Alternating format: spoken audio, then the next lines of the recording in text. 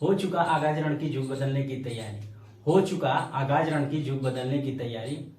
जीत उसी का होगी जिसका संघर्ष जारी, जीत उसी का होगा जिसका संघर्ष जारी। प्यारे बच्चों, आप सभी का स्वागत है आप लोग का अपना चैनल मूर्ति एकेडमी में। ठीक है, तो चलिए बच्चों, आज हम लोग जैसे कि देख रहे हैं कि बोर्ड पर लिखा हुआ है कि विषय वस्तु यानी कि सिलेबस। ठीक है, सबसे पहले हम कोई भी कार्य करते हैं तो उसके बारे में जानकारी रखते हैं कि वो है क्या, किस तरह से काम करता है। तो सबसे पहले आज हम लोग स्टार्ट करने वाले हैं, जैसे कि देख रहे हैं कि 10वीं क्लास का। तो 10वीं क्लास स्टार्ट करने से पहले उसके बारे में जानेंगे कि कौन कौन सा विषय होता है, कितने नंबर का होता है। प्यारे बच्चों, हम जैसे कि देख रहे हैं आप लोग लिखे हैं क्लास 10वीं, तो 10वीं के सिलेबस के बारे में पूरा कंप्लीट जानेंगे कि कौन कौन सा विषय होता है, किस तरह से कितने नंबर का कौन सा विषय में पूछता है, तभी ना उसको अच्छे तरह से कंप्लीट करेंगे और अच्छे तरह से उसको तैयारी करेंगे। ठीक है, यानी कि देखिए बाबू, खंड ए और खंड बी दो होता है। जब भी आप परीक्षा दीजिएगा तो आपको दो खंडों में कोई भी पेपर दीजिएगा तो दो खंडों में आएगा। ठीक है, चाहे किसी भी विषय का परीक्षा देंगे, जब भी आप मैट्रिक का परीक्षा देंगे यानी कि आपको दो खंड देखने को मिलेगा। एक मिलेगा खंड अ और दूसरा मिलेगा खंड व, जिसको ए और बी के रूप में हम डिनोट किए हैं। ठीक है, खंड अ में आप लोग को वस्तुनिष्ठ प्रश्न आएगा।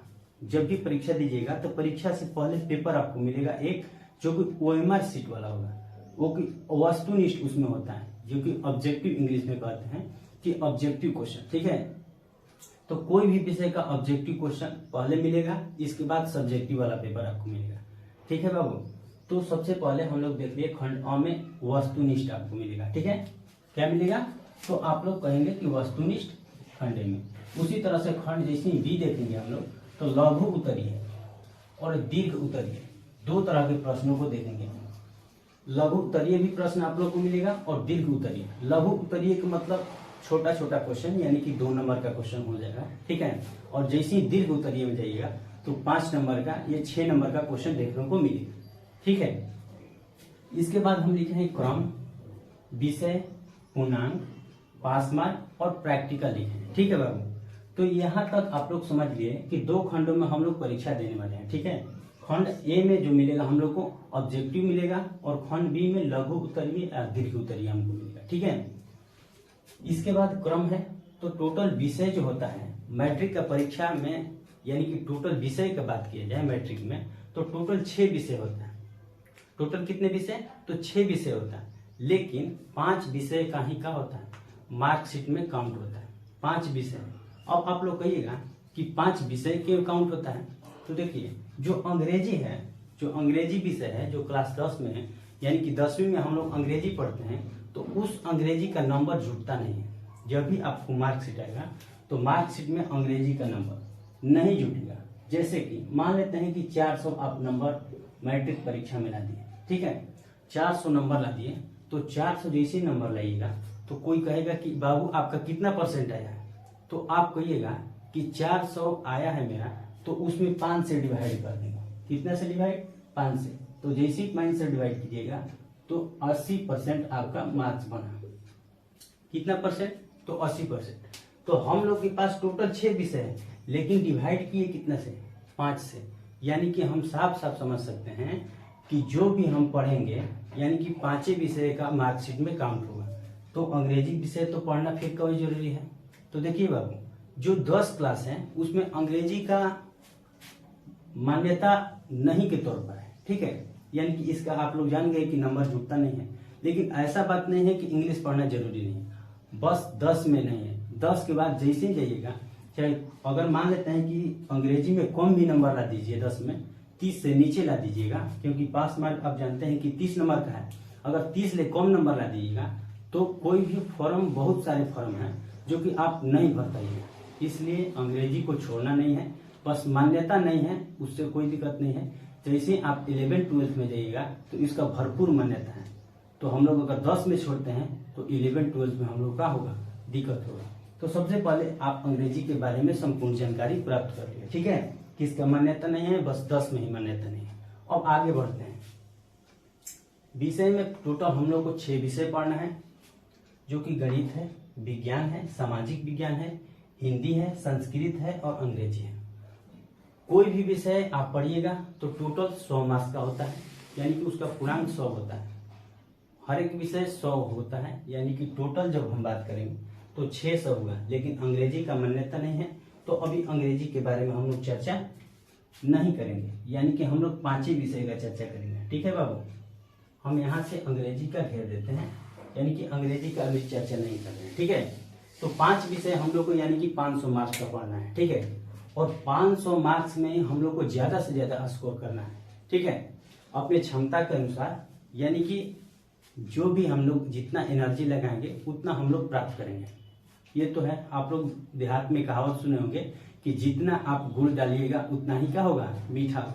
तो बस उसी तरह हम जितना मेहनत करेंगे, जितना पसीना बहाएंगे, उतना ही हमको क्या मिलेगा, मार्क्स मिलेगा। ठीक है, तो पूरा पसीना भरपूर बहाना है। ठीक है, पसीने में कोई कमी नहीं होगा। ठीक है, तो गणित की बात की जाए तो गणित का पूरा टोटल पूर्णांक 100 का होता है। ठीक है, जिसमें 50 का ऑब्जेक्टिव आपको मिलेगा। हर एक विषय आप लोग पढ़िएगा तो उसमें जो 50 मार्क्स का होगा वो ऑब्जेक्टिव आपको हो जाएगा, और 50 मार्क्स में थ्योरी आपको मिलेगा। ठीक है, यानी कि अति लघु और दीर्घ उत्तरीय। तो हम देख सकते हैं कि 50 नंबर का इसमें क्या हो जाएगा, ऑब्जेक्टिव हो जाएगा। ठीक है, और 50 नंबर का क्या होगा, थ्योरी होगा। उसी तरह साइंस पढ़ेंगे तो देखिए साइंस में क्या है कि साइंस है और जो सोशल साइंस है ये दोनों में प्रैक्टिकल होता है। दोनों में प्रैक्टिकल होता है, साइंस में भी प्रैक्टिकल होता है, यानी कि विज्ञान में भी, और सामाजिक विज्ञान में भी प्रैक्टिकल होता है। यानी कि 20-20 नंबर का दोनों में प्रैक्टिकल होता है। यहाँ पर लिख देते हैं ये विज्ञान का प्रैक्टिकल, ये सामाजिक विज्ञान का प्रैक्टिकल। जब 20 नंबर का प्रैक्टिकल हो गया विज्ञान में तो टोटल 80 बचा। तो 80 बचेगा तो इसमें 40 का हो जाएगा ऑब्जेक्टिव और 40 का हो जाएगा सब्जेक्टिव। ठीक है, आप लोग अच्छे तरह से सिलेबस को समझिए। देखिए, सबसे पहले पढ़ने से पहले सिलेबस जानना जरूरी होता है कि किस विषय में कितने मार्क्स का आएगा, कौन कौन से सब्जेक्ट पूछेगा। अगर उसको हम अच्छे तरह से जान लिए तो हम लोग का समझ जाइए कि 25% से 30% हम लोग का सिलेबस तो उसे ही कवर हो जाए, क्योंकि सिलेबस के अकॉर्डिंग हम लोग पढ़ेंगे तो बहुत अच्छे तरह से हम लोग तैयारी कर पाएंगे। नहीं तो कितने सारे लोग होते हैं, बहुत सारे बच्चे को देखे होंगे कि उसको पूरा मैट्रिक पढ़ जाएगा लेकिन पता नहीं चलेगा कि कौन कौन विषय पूछ रहा है और कौन विषय में या किस विषय में कितने मार्क्स का आएगा। ठीक है, तो सबसे पहले हम लोग सिलेबस की जानकारी लेंगे। तो उसी तरह साइंस हम लोग पढ़ लिए, जिसमें 20 प्रैक्टिकल है और 80 नंबर का होगा, जिसमें 40 हो जाएगा ऑब्जेक्टिव और 40 हो जाएगा सब्जेक्टिव। ठीक है, उसी तरह सोशल साइंस में यानी कि सामाजिक विज्ञान में 20 नंबर का प्रैक्टिकल है, तो इसमें भी 80 नंबर का होगा हम लोग का पेपर। तो 80 नंबर में 40 नंबर का बच्चों क्या हो जाएगा, तो ऑब्जेक्टिव हो जाएगा, और 40 नंबर का क्या हो जाएगा, तो सब्जेक्टिव हो जाएगा। ठीक है, अब अगले की बात किया जाए तो अगला है हिंदी। हिंदी है टोटल 100 मार्क्स का। इसमें तो प्रैक्टिकल नहीं है, क्योंकि आप देख रहे हैं कि जिसमें इस डैश डैश लगा हुआ है उसमें प्रैक्टिकल नहीं है। ठीक है, तो इसमें प्रैक्टिकल नहीं है, यानी कि टोटल 100 मार्क्स का है। ठीक है, तो 100 में 50 का ऑब्जेक्टिव हो जाएगा, 50 का ऑब्जेक्टिव हो जाएगा और 50 का क्या हो जाएगा, सब्जेक्टिव हो जाएगा। उसी तरह संस्कृत भी है, इसमें भी 50 का ऑब्जेक्टिव होगा और 50 का क्या हो जाएगा, सब्जेक्टिव हो जाएगा। उसी तरह से अंग्रेजी का अगर बात किया जाए तो अंग्रेजी में भी 50 का ऑब्जेक्टिव हो जाएगा और 50 का क्या हो जाएगा बाबू, सब्जेक्टिव हो जाएगा। यानी कि अच्छे तरह से समझ लिए कि कौन कौन विषय में कितने नंबर का पूछेगा, कितने नंबर का हम लोग को परीक्षा देना है और कितना मार्क्स आने वाला है। ठीक है, देखिए यहाँ पर लिखा हुआ है पास मार्क। ये पास मार्क क्या होता है, तो पास मार्क ये होता है कि हम लोग अगर इससे कम नंबर किसी विषय में लाते हैं, इससे का कम नंबर, बातों को थोड़ा ध्यान से सुनिए, कि अगर इससे कम नंबर हम किसी विषय में लाते हैं तो हम असफल घोषित हो जाएंगे। असफल का मतलब कहने का फेल घोषित हो जाएंगे। क्या बच्चे, फेल घोषित हो जाएंगे, यानी कि हमारा मार्क्स कोई फायदा नहीं होगा। अगर कोई भी विषय एक विषय में ला दिए तो फेल घोषित हो जाएंगे, यानी कि असफल हो जाएंगे। तो ये 30 ले हमेशा पार रखना है, लेकिन हम लोग 30 पार नहीं करना है, हम लोग को तो एकदम पूरा पार कर देना है। ठीक है बाबू, आप लोग तो समझ रहे हैं कि हम कहना क्या चाह रहे हैं कि हम लोग को क्या कर देना है, पूरा पार कर देना है। पूरा पार करने का मतलब कि हम लोग को 500 रणनीति कितना है, 500 का है। 500 में जिसमें 40 नंबर का क्या हो जाएगा, आपका प्रैक्टिकल हो जाएगा, जो कि आपको स्कूल थ्रू मिलेगा। ठीक है, कितना मिलेगा, स्कूल थ्रू मिलेगा 40 नंबर, जो कि 20 साइंस और 20 सोशल साइंस। ठीक है, 40 नंबर का प्रैक्टिकल मिलेगा स्कूल से आप लोग को। इस ई वाला जो है सेक्शन ये स्कूल से मिलने वाला है। जिस स्कूल में आपका एडमिशन है, जिस स्कूल से आप पढ़ रहे हैं, जिस स्कूल से आप परीक्षा देंगे, उसी स्कूल से इस 40 नंबर का प्रैक्टिकल होगा। यानी कि टोटल हम लोग का तैयारी 460 अंकों का करना है, ठीक है। लेकिन 460 नहीं करना, हम लोग को टोटल कितना करना है, 500 का तैयारी करना है, ठीक है। तो टोटल आप लोग अच्छे तरह से समझ लिए कि अगर इसमें 30 लाइएगा तो क्या हो जाएगा, असफल घोषित हो जाएगा। तो हम शुरू से एकदम अंत तक पूरा आप लोग को बतला दिए कि कौन कौन विषय में किस तरह से नंबर, कितने नंबर का पूछेगा, कौन में सब्जेक्टिव कितने का आएगा, कौन में ऑब्जेक्टिव कितने का आएगा। यानी कि पूरा कंप्लीट आप लोग समझ लिए। हमें नहीं लगता है कि इसी में किसी प्रकार का आपका डाउट रह गया होगा, ठीक है। उम्मीद करता हूं आप लोग अच्छे तरह से सिलेबस को समझ गए होंगे। बाबू सिलेबस को जो भी समझ जाता है तो समझिए कि उसका 25 से 30% काम ओके हो जाता है, क्योंकि सिलेबस के अकॉर्डिंग आप लोग अगर तैयारी अपना करते हैं तो आप एकदम सही डायरेक्शन पर जाइएगा और आपका तैयारी भी हो जाएगा एकदम सही डायरेक्शन। तो आज सिलेबस देख लिए। इसके बाद अगला जो भी वीडियो आएगा हम लोग का, जो भी सब्जेक्ट हम स्टार्ट करेंगे तो एकदम जीरो लेवल से, यानी कि जीरो से हीरो, ठीक है। हम लोग का बैच जीरो से हीरो रहेगा। यानी कि जो भी सब्जेक्ट हम लोग स्टार्ट करेंगे एकदम बेसिक से, एकदम जीरो लेवल से स्टार्ट होगा। धीरे धीरे धीरे, यानी कि इसमें कमजोर छात्र और अच्छे छात्र यानी कि सब सम्मिलित हो जाएंगे, ठीक है। इसमें कमजोर नहीं रहेगा और अच्छा तो खैर अच्छा ही भी किया, ठीक है। तो सभी को एकदम समान रूप से लेकर चलना है। तो आप लोग जल्द से जल्द इस चैनल के साथ जुड़िए। जो लोग नए हैं उस चैनल के साथ जुड़ जाइए, और जो लोग खैर पुराने हैं तो वो तो खैर अपना शेयर और करते रहिए, ठीक है।